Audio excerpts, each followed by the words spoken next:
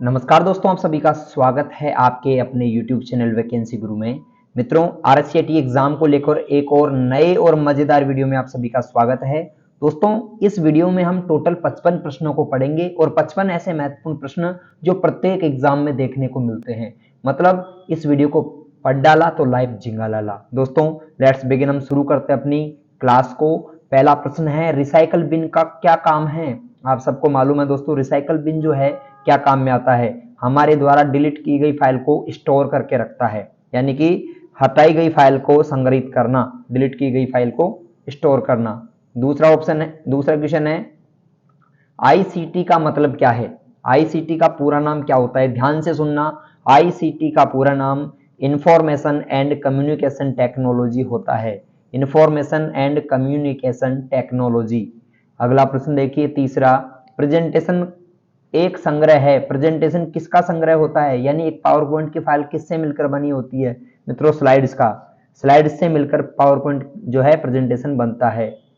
चौथा प्रश्न है, सुरक्षित वेबसाइट के संबंध में कथनों पर विचार कीजिए। पहला है, इसके वेब पते की शुरुआत में हमेशा HTTPS आता है। मतलब किसी भी वेबसाइट के आगे अगर HTTPS लगा है यानी वेबसाइट सुरक्षित है। दूसरा, इसमें ब्राउजर विंडो फ्रेम में हमेशा पैडलॉक चिन्ह होता है। बिल्कुल, जब आप HTTPS देखते हो तो उससे पहले एक लॉक का चिन्ह आता है इस प्रकार का। अगर ये रहेगा तो भी सिक्योर है। तीसरा, इसमें .com होता है। .com से कोई मतलब नहीं है, तो इसमें पहला और दूसरा सही है। तो ऑप्शन 1 और 2 यानी ऑप्शन सी इसका सही आंसर है। पांचवा प्रश्न है, निम्न में से वर्तमान या सक्रिय विंडो को बंद करने के लिए कौन सा शॉर्टकट दबाते हैं? दोस्तों, किसी भी विंडो को बंद करना हो तो ऑल्ट के साथ F4 दबाते हैं।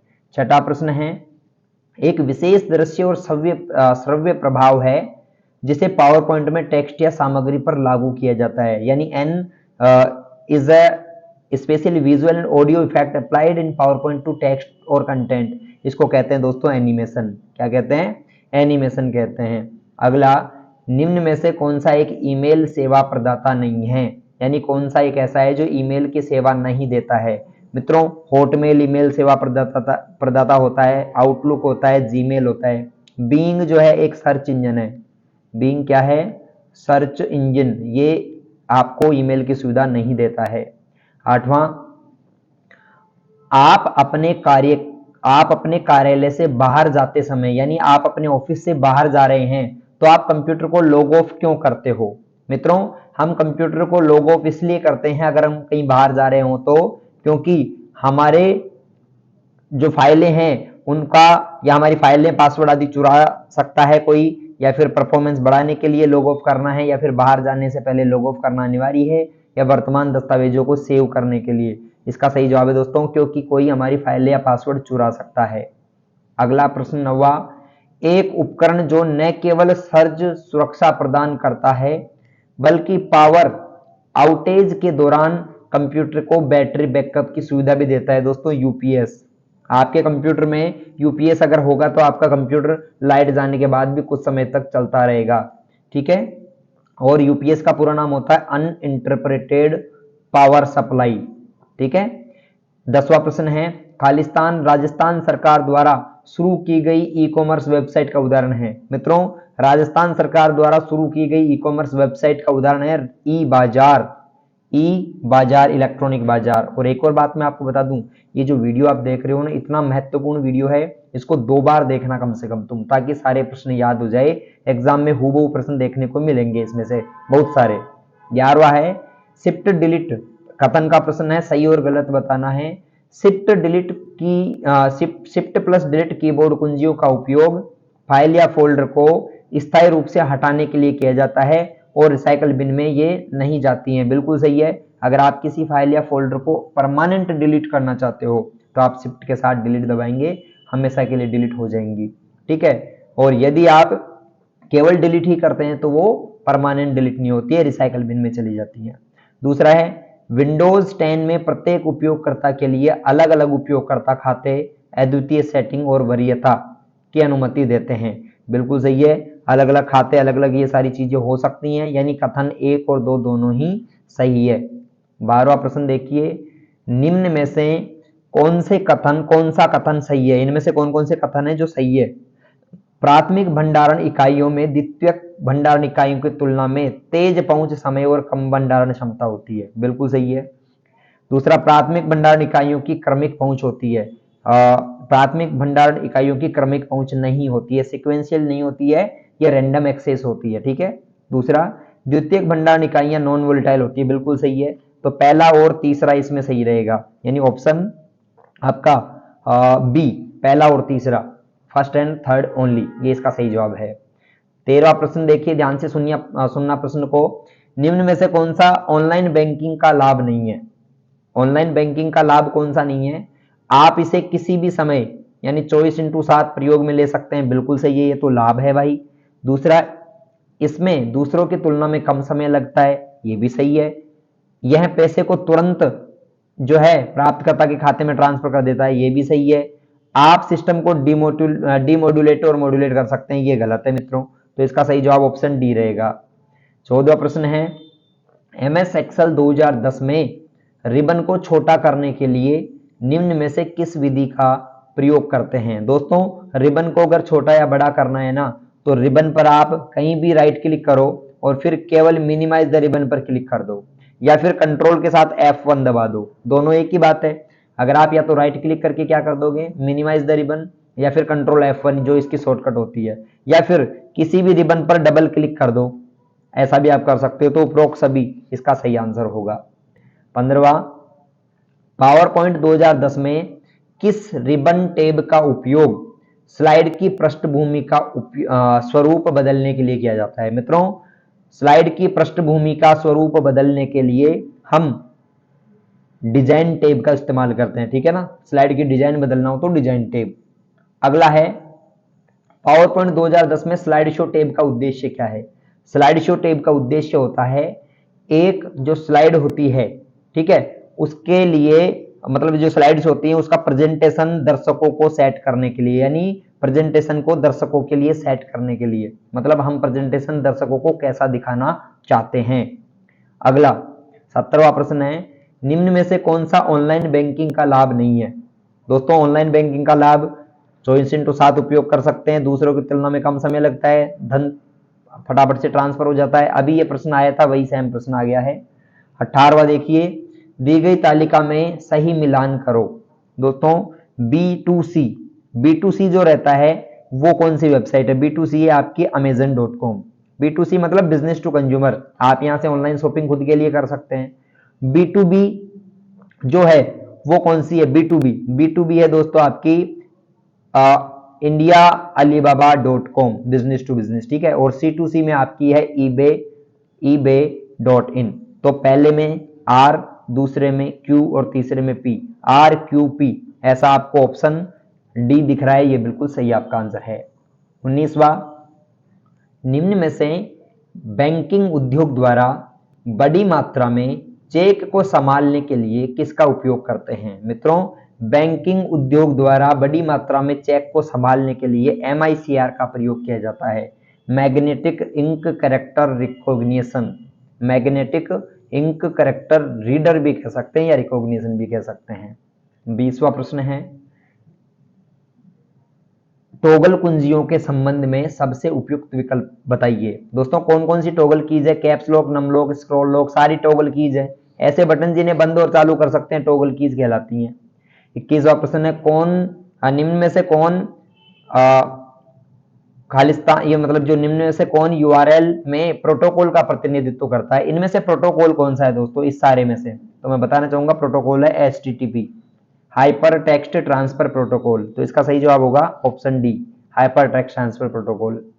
अगला है, निम्नलिखित MS वर्ड विकल्प को उसके विवरण के साथ सुमेलित कीजिए। यानी इंडेंट क्या काम में आता है, दूसरा वाटरमार्क क्या काम में आता है, तीसरा स्पेसिंग क्या काम में आता है। अब इसमें से तीन में से आपको दो भी आ जाते हैं तो फायदा रहता है। देखो कैसे, वाटरमार्क क्या काम में आता है, आप सबको मालूम है, पृष्ठ के पीछे सामग्री छिपाने के लिए, बिल्कुल सही है।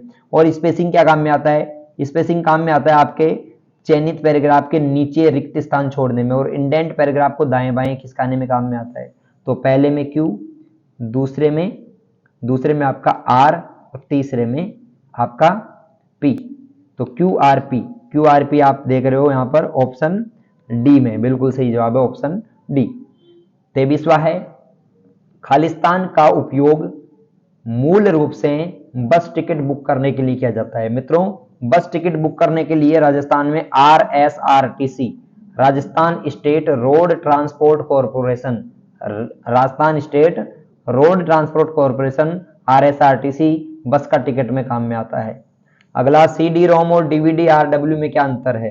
दोस्तों, CD रोम यानी compact disc read only memory, जिसमें केवल पढ़ा जा सकता है, दोबारा नहीं लिख सकते हैं, और CD RW जो होता है उसमें दोबारा लिखा भी जा सकता है। ठीक है ना, तो यहां पर है वे एक ऐसे, बस दो अलग अलग शब्द हैं, गलत, दिए गए विकल्पों के अलावा अन्य नहीं। CD रोम में CD RW की तुलना में अधिक जानकारी होती है, नहीं। CD RW में लिखा जा सकता है और CD रोम को केवल पढ़ा जा सकता है, बिल्कुल सही है। RW में दोबारा लिख सकते हैं और CD रोम को केवल पढ़ सकते हैं। 25वां प्रश्न है, निम्न में से किसकी भंडारण क्षमता सबसे कम है? दोस्तों, सबसे कम भंडारण क्षमता होती है फ्लॉपी की, फ्लॉपी डिस्क। ठीक है। अगला है, Amazon.com प्रदान करता है, Amazon.com प्रदान करता है दोस्तों आपको B2C, बिजनेस टू कंज्यूमर, समझ गए, B2C। तो यहां पर ऑप्शन आपका है व्यवसाय से ग्राहक वातावरण, ऑप्शन बी। ठीक है।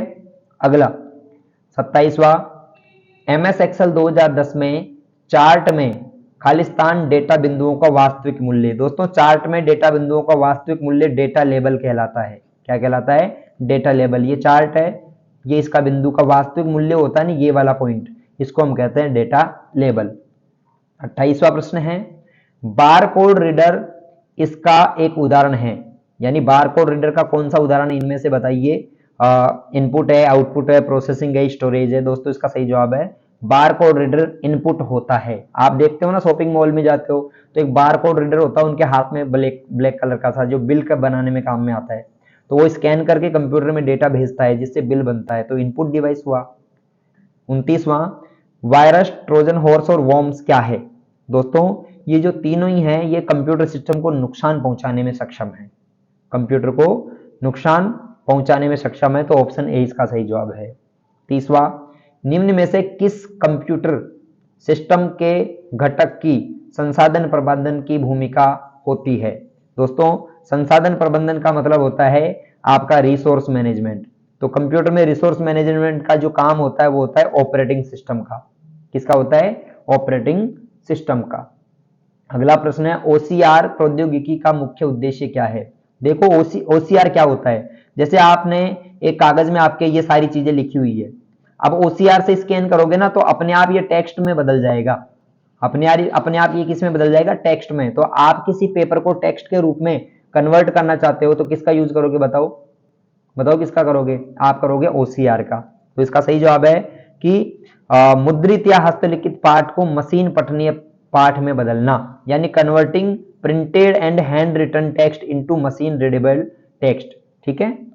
अगला प्रश्न है 32वां, निम्न में से कौन सी एक सामान्य फिशिंग तकनीक है जिसका उपयोग विश्वसनीय एंटिटी को अनुकरण करने के लिए किया जाता है? इसका सही जवाब है दोस्तों स्पूफिंग। स्पूफिंग एक फिशिंग टेक्निक है जो विश्वसनीय एंटिटी को उपकरण जो है अनुकरण करने के लिए काम में लेते हैं।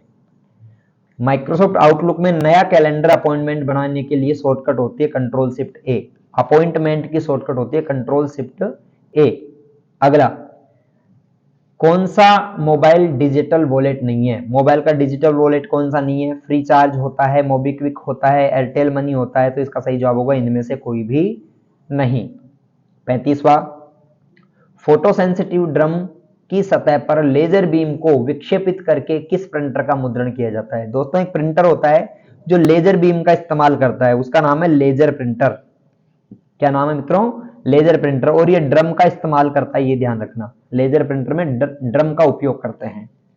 36वां, खालिस्तान नियमों का एक समूह है जो डेटा संचार को नियंत्रित करता है। दोस्तों, डेटा संचार को नियंत्रित प्रोटोकॉल द्वारा किया जाता है। ठीक ना, प्रोटोकॉल डेटा संचार को नियंत्रित करता है। अगला, मानव और मशीन में अंतर करने के लिए इंटरनेट पर प्रयुक्त चुनौती प्रतिक्रिया प्रमाणीकरण को कैप्चा कहते हैं। कैप्चा आता है ना, वो मानव और मशीन में अंतर निकालने का काम करता है। 38वां, निम्न में से कौन सी एक प्रकार की श्रेणी है जहां ईमेल या ईमेल द्वारा अनचाहे संदेश भेजे जाते हैं? दोस्तों, ईमेल द्वारा अनचाहे संदेश को स्पैम मेल में रखा जाता है। 39वां, एक प्रकाश संवेदनशील उपकरण जो मुद्रित पाठ या चित्र या फोटो को डिजिटल बनाता है। दोस्तों, किसी भी पेज को, इमेज को या प्रिंट आउट को, यानी जो हार्ड कॉपी है उसको डिजिटल बनाता है, उसको स्कैनर कहते हैं। क्या कहते हैं? स्कैनर। अगला, कौन सी फाइल, मतलब फाइल एक्सप्लोरर या फाइल मैनेजर खोलने की शॉर्टकट क्या होती है? मित्रों, अपने कंप्यूटर में फाइल एक्सप्लोरर या फिर विंडो एक्सप्लोरर जिसे कहते हैं या फिर फाइल मैनेजर कहते हैं, वो कंट्रोल ई की सहायता से खोला जाता है। अगला है, 1 किलोबाइट खालिस्तान के बराबर होता है। 1 किलोबाइट में 1024 बाइट होते हैं। एक किलोबाइट में 1024 बाइट्स होते हैं। तो इसका सही जवाब क्या होगा? 1024 बाइट, सी। सूचना प्रणाली के कितने भाग होते हैं? दोस्तों, इंफॉर्मेशन टेक्नोलॉजी नहीं है ये, सूचना प्रौद्योगिकी नहीं है, ध्यान रखना, सूचना प्रणाली है। तो सूचना इंफॉर्मेशन सिस्टम, इसके जो 5 भाग होते हैं, ध्यान रखना, कितने भाग होते हैं? 5। कौन कौन से? हार्डवेयर, सॉफ्टवेयर, प्रोसेसिंग, डेटा और यूजर। ठीक है ना? Hardware, software, processing, data, user, 5 भाग होते हैं सूचना प्रणाली के। 43वां प्रश्न है, फ्लैश मेमोरी, रोम, प्रोम, ईपी रोम, ये किसके उदाहरण हैं? दोस्तों, ये सभी नॉन वोलेटाइल मेमोरी के उदाहरण हैं। नॉन वोलेटाइल यानी जिसमें एक बार डेटा लिख दो उसको मिटा नहीं सकते, यानी मिटा तो सकते हैं पर वो अपने आप नहीं मिटता है, नॉन वोलेटाइल होता है। 44वां, कंप्यूटर सिस्टम की संरचना में लेयर होती हैं। कंप्यूटर सिस्टम में कौन कौन सी लेयर होती हैं? एप्लीकेशन सॉफ्टवेयर नहीं, होती है बिल्कुल। एप्लीकेशन सॉफ्टवेयर होता है, हार्डवेयर होता है, सिस्टम सॉफ्टवेयर होता है, सभी, उपरोक्त सभी इसका सही जवाब होगा। कंप्यूटर सिस्टम की संरचना में सारी लेयर होती हैं। ठीक है। 45वां, ऑपरेटिंग सिस्टम के प्रमुख काम क्या है? दोस्तों, ऑपरेटिंग सिस्टम का कार्य होता है रिसोर्स मैनेजमेंट, एप्लीकेशन और यूजर के बीच में इंटरफेस, प्रोग्राम क्रियान्वयन और उपरोक्त सभी। ये 4 ऑप्शन इसके सही जवाब हैं। और अब तक भी आपकी तैयारी अगर मजबूत नहीं है ना, ध्यान से सुन लेना, किसी को डर लग रहा है, इस वीडियो को 2 बार देख लेना। और इसके अलावा वैकेंसी गुरु वेबसाइट गूगल सर्च करके जाना और सभी प्रकार के इंपॉर्टेंट क्वेश्चंस को पढ़ना और ऑनलाइन टेस्ट जरूर देना। ठीक है, बार बार बताया जा रहा है हर वीडियो में, क्योंकि आप पास केवल इसी तरीके से अच्छे नंबर से हो सकते हैं। 46वां प्रश्न है, ऑपरेटिंग सिस्टम एक खालिस्तान है। दोस्तों, ऑपरेटिंग सिस्टम सिस्टम सॉफ्टवेयर होता है। क्या होता है? सिस्टम सॉफ्टवेयर होता है। आमतौर पर आईएसपी द्वारा प्रदान की जाने वाली इंटरनेट सेवाएं हैं। यानी आईएसपी हमें कौन कौन सी इंटरनेट की सेवाएं देता है? दोस्तों, इंटरनेट एक्सेस देता है हमें और वेब होस्टिंग देता है, डोमेन नाम का पंजीकरण करता है हमारा और इंटरनेट टारगेट करता है, यूजनेट सेवा देता है और कलेक्शन सेवा देता है। उपरोक्त सभी सारी सेवाएं एक आईएसपी इंटरनेट सर्विस प्रोवाइडर द्वारा दी जाती हैं। 48वां, उन सभी वेबसाइटों और पेजों को दिखाता है जिन्हें हमने पहले देखा है। यानी कौन है जहां पर हमने इंटरनेट में क्या क्या चलाया वहां देख सकते हैं, वो है हिस्ट्री। हिस्ट्री में हम देख सकते हैं हमने क्या क्या चलाया है। 49 नंबर, किसी फाइल को इंटरनेट से कंप्यूटर में सेव करना क्या कहलाता है? दोस्तों, किसी फाइल को इंटरनेट से कंप्यूटर में सेव करना डाउनलोडिंग कहलाता है। दोस्तों, क्या कहलाता है? डाउनलोडिंग। 50वां प्रश्न है, सर्च परिणाम आमतौर पर परिणामों की एक पंक्ति में प्रस्तुत किए जाते हैं, जिन्हें अक्सर क्या कहा जाता है? दोस्तों, सर्च परिणाम जो आमतौर पर परिणामों की एक पंक्ति में प्रस्तुत किए जाते हैं, उन्हें क्या कहते हैं? Search engine result page, SERP। आप गूगल में कुछ भी सर्च करते हो ना, तो एक लिस्ट बन जाती है आपके सामने, पंक्तियां आ जाती है, एक टेबल सी मतलब टेबल तो नहीं है बट एक लाइनें लाइनें आ जाती है ना, एक इंडेक्स टाइप की, तो उसको search engine result page, SERP, search engine result page कहते हैं। 51 नंबर क्वेश्चन है, वित्तीय संस्थान ग्राहकों द्वारा किए गए ट्रांजैक्शन से संबंधित जानकारी भेजती है। यानी कोई भी बैंक वगैरह जो भी ट्रांजैक्शन होते हैं उनकी जानकारी मैसेज से भी भेजती है और ईमेल से भी भेजती है। तो ए और बी दोनों इसका सही जवाब होगा।